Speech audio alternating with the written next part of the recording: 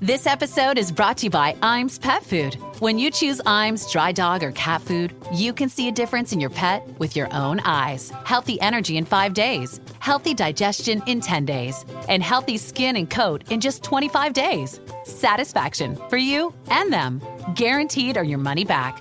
Feed Iams dry dog or cat food and see a visible difference. Visit iams.com/difference to learn more. This Steve Jones Show podcast is now loading. The Steve Jones Show podcast is presented by Sunbury Motor Company, Purdy Insurance, Brewers Outlet, and NIL Game Changers.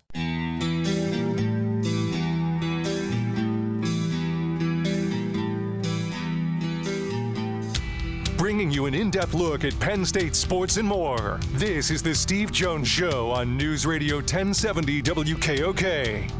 The Steve Jones Show is presented by Brewers Outlet, Sunbury Motor Company, and Purdy Insurance. Now from the Sunbury Motor Studio, here's Steve Jones.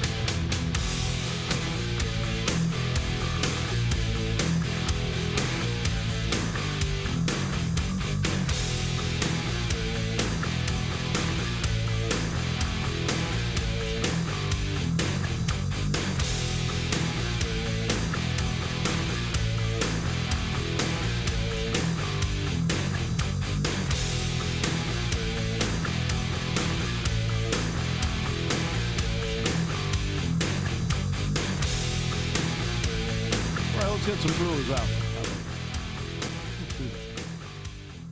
Brewers Outlet, Reagan Street in Sunbury, the beverage supermarket.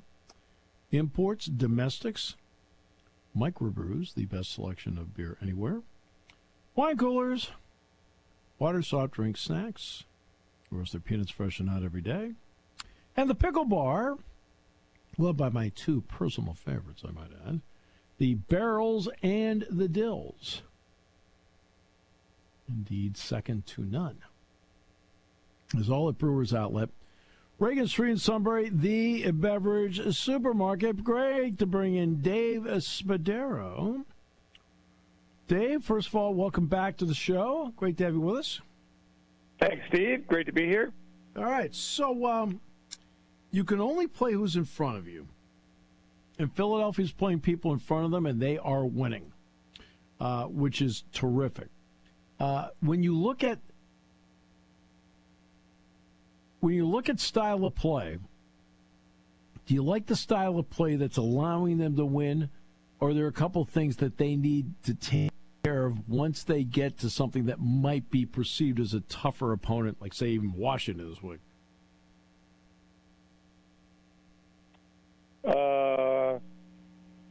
I like going from -6 in turnover ratio to +1. Yep, that's huge. That's that gigantic. Yeah, that's huge. I mean, right. That's kind of the whole story, right? Like, you don't give the football away and expect to win. When you win the turnover battle in the NFL, it is such an overwhelming piece of good statistical data. I like the way they're playing in the red zone. I like the balance on offense. The run game has been really dominant, and they've been. Look, I get your question, and the real question is: are the Eagles for real? And is Thursday night the real test of how good they are? Yeah, is kind of what you really want to say. Well, because let me they've ask you beaten this. 5 lousy teams, and in this 5-game win streak, and how much does that really mean? Well, I don't know, but I think Washington's very good, and I think the Eagles have beaten who's in front of them, and they've done a convincing job, and I think that this football team is also very good. So I don't think there's a lot of I think there's just not a lot of really great teams in the NFL. I think everybody's either really okay or lousy. Yeah, I think that's kind of the way it is. I totally agree with that answer, because I've always said, hey, look, the NFL's not a beauty contest. It's about, results. I don't care who's in front of you. You win 5 in a row, you win 5 in a row. Guess what? Those are wins. Bang, bang, bang, bang. You go from there. You got to see Saquon Barkley twice a year in person. What's it like now for you to watch him every week? It's an edge of your seat, what's next kind of experience. The guy's awesome. complete back. And we were talking about it the other day. Is this small sample size enough to convince you that Saquon is the best running back that you've ever seen with the Eagles? And I really can't go that far because, I mean, since I've been with the Eagles, it's been like Herschel Walker and, Brian Westbrook and Deuce Staley and Brian and LaShawn McCoy and Miles Sanders and DeAndre Swift and blah, blah, blah, blah, blah. And but this guy is just, he does it in such spectacular fashion. He can also just wear you out, grind you down, and does it as a pass catcher too. And I really, really enjoy watching him play. I think he is. And the thing is, everybody knows that he's getting the football, and he still drags his defenders along 3, 4, 5 yards. So he is every bit what I hoped he would be, and probably even more. I've been blessed to watch a lot of great Eagles running backs, and Saquon in a matter of 9 games has shown that he is right there among the very best. Right. The backwards leap. So I'll tell you a quick story about that. Ridiculous. Yeah.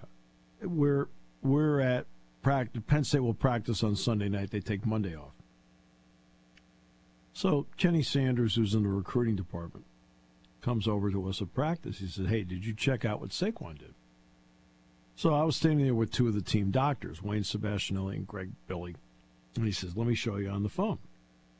And you remember the first part of the run, Dave, is the spin move? Oh, yeah, which was an incredible move in itself. Right. And Dr. Greg Billy says, "Wow, what a move." And Kenny looks at me and says, "Wait." Oh, that's a great story. Yeah, I mean, that was insane. I mean, that was just instinctive and powerful and explosive and otherworldly. And the fact that he didn't get just tattooed made it even better. But it was remarkable. And the guy is just everything. And I think what's so interesting about him, when he makes a mistake, you drop the pass against Atlanta, and you go, "Oh my God, he dropped it." Oh, Saquon Barkley just made a mistake. Right. And that's how good he is, because he's so good that you've forgotten that he's human. Has he made Jalen Hurts, just by presence, even a little bit better at quarterback? I think so. I think that he has taken the pressure to do a lot off of Jalen's play. I think when Jalen gets into trouble, he feels like he has to carry everything, and consequently you see him force throws or at times hold the ball too long, or just throw the ball away, live for another play. You got Saquon Barkley back there. He made a play last week against Dallas, 3rd and whatever it was, 8 or 9 or something. Swing pass out to the left side. He catches the ball around the 18, 19-yard line.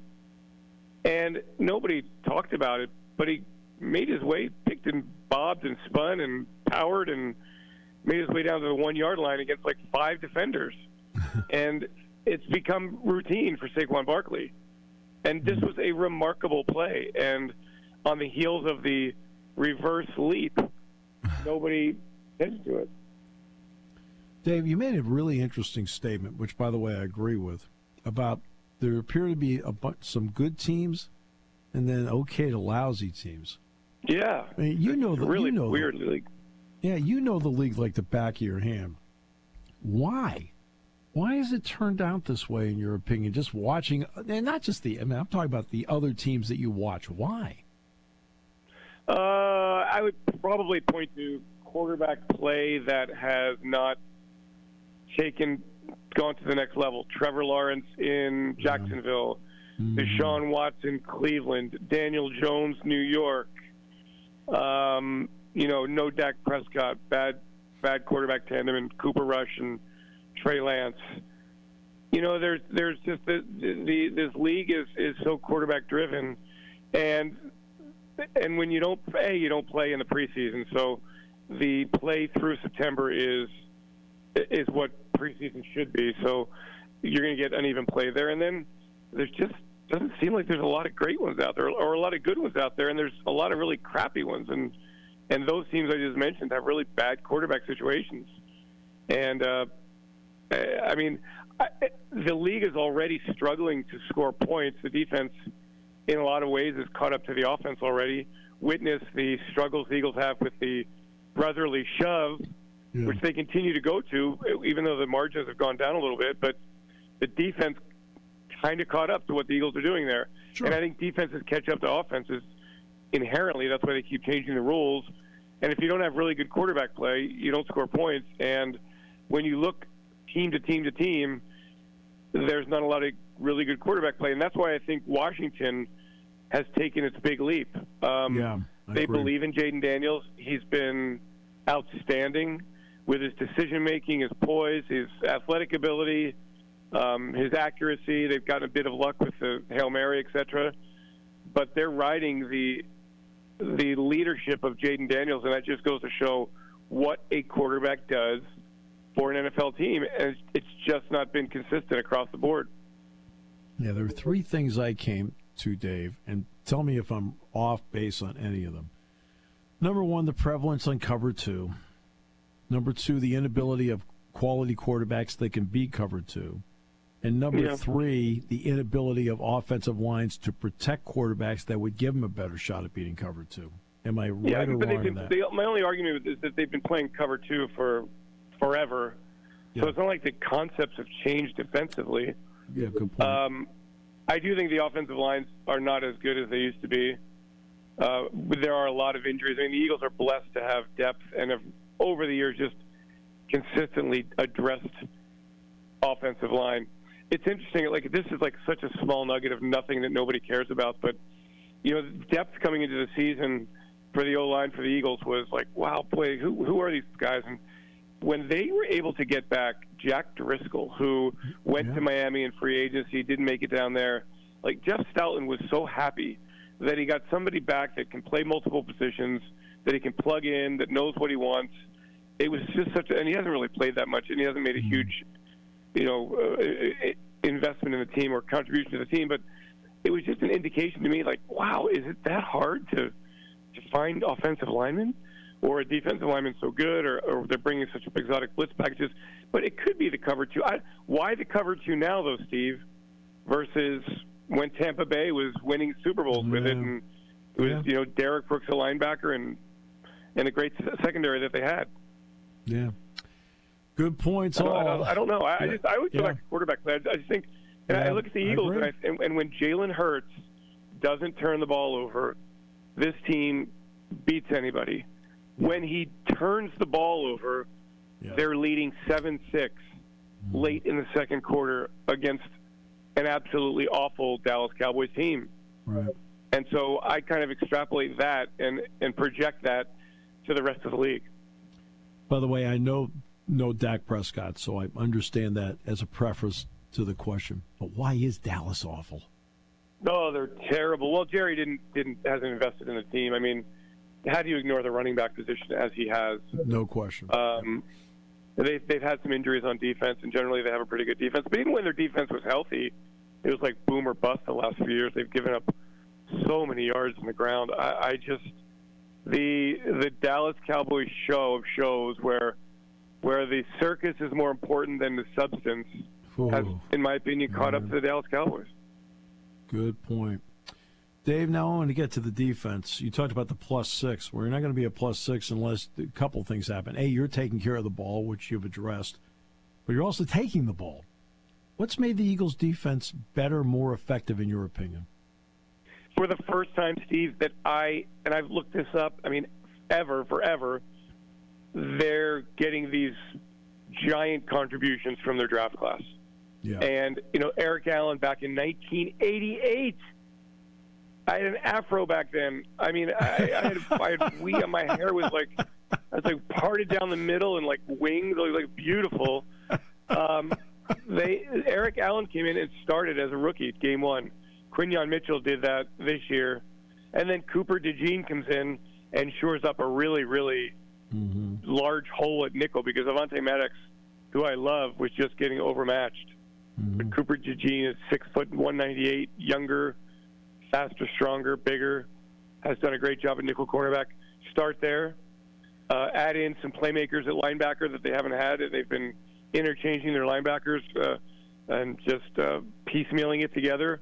But now you've got a healthy Nakobe Dean. You've got Zach Bond, the free agent find of the year, along with Saquon Barkley. That has allowed Vic Fangio to really settle in with his back seven, and then the front four can go after a little bit. So that to me, and again, I mean, this is why tomorrow night's so crucial. I give the defense a ton of credit, but I also acknowledge Deshaun Watson, Daniel Jones. Yeah. Just a litany of Joe Burrow, very good quarterback. Yes. And then you come back with Trevor Lawrence, who's just regressed tremendously, and then Sunday in Dallas. Yeah. Now the Eagles are what second and third in many defensive categories. It's unbelievable. So tomorrow night is so critical for the defense. Yeah, no question about that. But these rookies, Steve, these rookies are the real deal. Yeah, John Mitchell and Cooper DeJean are the real deal, and you will hear down the line from Jalix Hunt and Will Shipley and all these. Johnny Wilson catches his first touchdown pass. This draft class has been really, really good. I mean, look, the DeJean I thought would translate really well to the NFL because, Dave, I had the advantage of seeing him on an every-year basis playing against Penn State. And the guy, I just looked at him and said, that guy is an NFL player. Whoever gets him is going to get a gem. Mitchell I never saw. So now you see him, and when I watched him on TV, I said, man, for a kid, he's a lockdown guy. That's just opinion watching from afar. Eyes on sight are better. When you watch him play on sight, what are you seeing that makes him somebody that could be a long-term shutdown guy in this league? He doesn't cheat his eyes. He's not greedy. And what I mean by that, he's not shooting his eyes into the quarterback, into the backfield, to try to find a little cheat to go get an interception. He sticks with his assignment. He's very, very good on his technique. He takes direction from the linebacker, the veteran cornerback Darius Slay, for example, that really have helped him a lot. He's a sponge, and he's a humble kid. He doesn't talk at all except when he's on the field, and he just goes out and does his job. He's athletic enough to run with everybody. He's big and strong enough to mix it up, not afraid to lend a hand in supporting the run. So the one game where he really kind of got picked on a little bit was the Atlanta game, that last drive. They kind of went after Mitchell, and they scored the touchdown. They beat the Eagles. Abject depression. He really has come a long way since then, learned from that, and his recovery speed on deep balls is a thing of beauty. I mean, they have tested him deep, and he has been right on it and using that arm bar expertly, that little veteran move to lock up the receiver's arms. I mean, it's impressive stuff. Can't wait to see what he does when he gets his first interception. See what he does with the football in his hands. But this moment has not been too big for him, which is pretty amazing for a kid from Toledo playing in his rookie season. Yeah, well, he may have to wait for that first interception because you actually have to throw the ball at him. I'd be hesitant to throw it over there against him, to be honest with you. Yeah. I think he's playing that well. I have to ask you another sidebar question. That's about the officiating, which gets a lot of scrutiny along the way. It feels like, and it's only a perception, but it feels like every third play there's a flag down on the play, something like that. Is that a product of guys not playing in the preseason where they can establish the ground rules then? Or is it just a product of maybe not enough officials who have a feel for the game? Or just the fact that guys are just out there making a ton of mistakes? What is it, in your opinion? I would have to look at the raw numbers, the real data, and see if, in fact, there are more flags per game. I don't know that answer. Because, as you say, it's a perception. It does feel that way a lot of times. It really is disruptive. I think we've probably had this conversation in the past. I mean, I feel like I always feel that way about officials. I don't like officials being involved in the game of football at all. Right. So it's a hard question to answer. It certainly feels that way, but I probably would argue that it felt that way in years past. That's fair. No, that's a fair answer. I understand that. How do you feel on this team in this moment? Nick Sirianni's been with this team.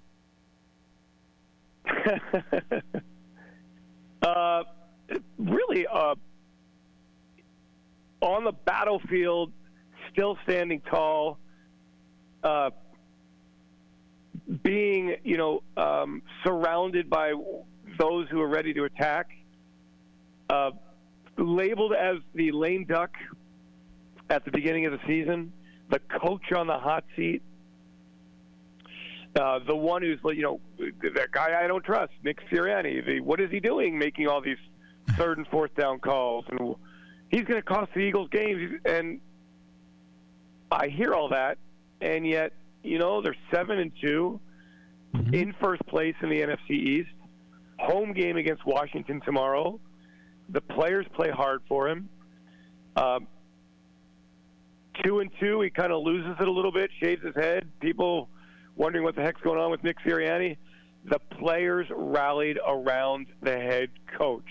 Right. And all I read about in the NFL and hear is that this team's not doing well and that coach is going to get fired and, whoops, there goes the offensive coordinator, or that quarterback's getting benched, or, well, that doesn't happen in Philly. And all the Eagles keep doing is winning. And they came into the season very aware that they had collapsed like a deck of cards last year after a 10-1 start. And by golly, they're 7-2 and surging, and only the Kansas City Chiefs are hotter than the Philadelphia Eagles. And that credit goes to Nick Sirianni. And I think that having lived in the days of Buddy Ryan, when Buddy Ryan was the lightning rod for the football team, the willing lightning rod, took all the pressure off the players.